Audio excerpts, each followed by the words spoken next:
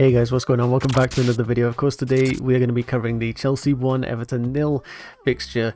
Of course, we're going for 100 likes on this video again, trying to hit that on every video. Thank you for the previous ones, but let's get straight into this one and try to hit it again on this video. But Chelsea 1, Everton 0. So let's talk over this game, right? Looking at the graph here, we of course have Chelsea in the blue, Everton in the green. They set up very defensively. You can see here a 5 at the back, 5-4-1 or a 4-5-1. They were sort of alternating between it. And first half, it was pretty much batten down the hatches and try and stop Chelsea getting anything, right? If you look at the stats down here, we had 63% of the ball, 15 shots, 6 on target, so creating a decent amount there. 16 corners was probably the highlight of the first half. They were just one after the other. It was crazy how many we were getting. But the defence held strong on their end, and also ours. You know, they had a few breakaways with players like Gordon, Dwight McNeil, Demarai Gray on that breakaway, and our defence handled it fairly easily. I can't think of many chances that they really had in that first half. We were struggling to break down their back line, and whilst it's somewhat expected, right, you're up against a team that, as we can see here, it's a 5 at the back, it's a 4 midfield. All of them were pressed back. Gordon even involved times where it literally was 11 men behind the ball. We were struggling. The goal coming from Jorginho in the penalty. Who was it that won it? It might have been Sterling. I can't even remember. But I think it was a pen when I saw. I can't think who the player was. They went down. There were a few dodgy decisions from the ref. Looking at the player ratings, Sterling on a 6.4. I think it's kind of harsh because he was linking up play and did create a good, decent amount. But overall, yeah, you'd want to see a goal or so from him in this game. But it was never going to be an easy one for him coming up against a massively physical back line. It was always going to be difficult for Sterling today to make something happen. Kai Havertz, quite invisible. Mount as well, a 7.2 seems quite generous in my opinion. None of them really taking the game by the scruff of the neck and getting involved too much. Kai winning a few headers. Mason had a shot off a corner play that we tried that, you know, was a decent shot but didn't trouble Pickford too much. It was tough, the front line. It always was going to be today, so I don't think we can judge too much on that.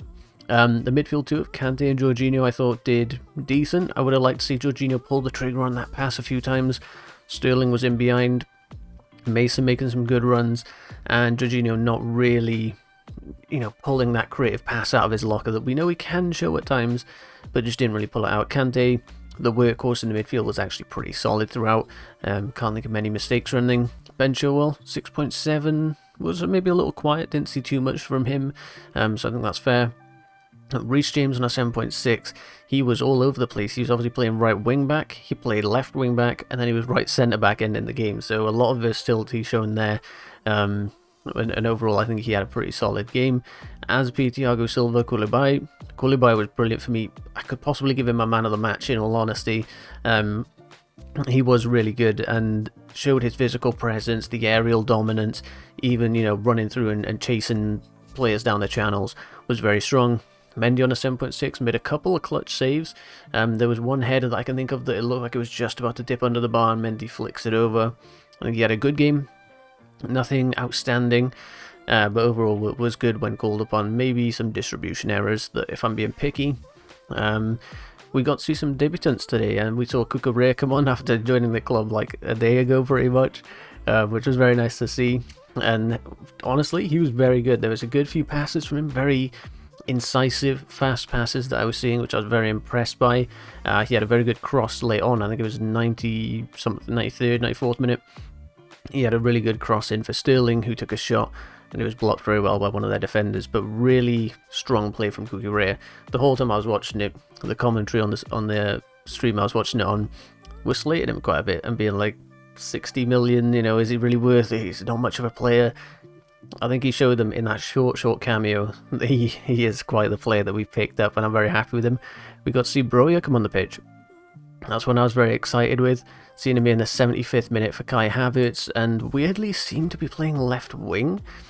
Sterling was definitely playing as the false 9, and then we of course had the wingers, Pulisic at the time, and Broja on the left wing. He went through the middle initially and then moved out to the left, and I thought that was really weird. If that's his choice from Tuchel, I do wonder whether that's the right sort of decision. If he's going to try and deploy this, we've heard the talk, you know, he wants wingers that are going to score, so you'll have a false 9 down the middle, and then wingers either side of them that can score. We've heard that sort of mentioned a few times, but if you're bringing on a striker like Broja, I think you want to use him down the middle, to be honest. And he had a couple good chances. The pressing was good. A couple, I think he had a header late on in the 96th minute or so. Very hard to impose yourself on the game with, you know, 15 minutes plus the added time in the end to go. And then we saw Conor Gallagher lay on for Jorginho, but really he had no time. It was 1 minute or more or less that he had on the pitch. So overall, I'm happy with it. You know, if we take a look at the Prem table down here, Chelsea, if it was actually live, we'll check it down here. It'll show Chelsea in 6th or so, I believe we'll be. Yeah, we'll be in 6th. I guess, you know, goal difference is what's knocked us down there, but we're one of the, you know, we're one of the teams that won our fixtures today. Of course, there were some big results today. Liverpool against Fulham only getting a draw. That was a big one. And a few other teams, none of the big boys, you know, Man City still left to go. Tottenham had a 4-1 win, which I'm sure they'll be very chuffed with, but it's against a Saints team that I've predicted to do very poorly this year. Hard to judge what today was going to be, right? And Tottenham, 4-1 win, Chelsea 1-0 win. We kept the clean sheet, which is obviously a great sign. Our defence looking brilliant, as I said. But we go into a game, looking here now, against Tottenham Hotspur, and that is going to be an interesting one. Both of us coming off, you know, winning the opening day. Our defence looked really strong, but it's going to be tested a lot more against the strike force of Kane, Son, Kulusevski, Richarlison if he comes on. It's going to be an interesting one. I'm happy that we got a clean sheet out of the way. Everton has been a bogey side of ours recently as well, so a good one to get over the line there. Hopefully we go into that game against Spurs and get a similar result, you know, a clean sheet and a goal or two. I'm assuming it'll be a lot more open. They're not going to just set up defensively, so Sterling might well get a bit more room to play with, you know. Mason Mount will have a lot more space in between the lines. Havertz, if he plays, honestly, I wouldn't be too opposed to see in that next game Sterling pushed out wide to one of the winger spots and Broja down the middle. I know we're 1 game in, so you can't say Kai's not performing well, but today he really didn't look on it. And Broja, when he came on, don't get me wrong, didn't do anything outstanding, but I really do value having a true out-and-out striker down the middle. Kai Havertz can come off the bench and try and impact the game, and put Sterling, who, you know, is a winger, put him out wide and see what he can do there, because he'll have a lot more freedom and space to impact the game. So overall, very happy with it. I thought we were going to come out of this 0-0, or Everton go down the other end and nick a horrible little goal. Because of the way they were playing, they were really set up to just 0-0 this, it seemed. But thankfully, we got through it, even with the, what ended up being 110 minutes of added time throughout the game, with the regular time added on. It was crazy. We had a couple of players pulling up with injuries and, you know, hamstrings, so hopefully nothing major. Hopefully they'll be back ready for that Tottenham game, and it's not far away, so the Premier League's underway. Chelsea get off with a win. I'm chuffed. Let me know what you guys think in the comment section down below, and I'll see you on the next video. Thank you for watching. Don't forget about that like target. Goodbye.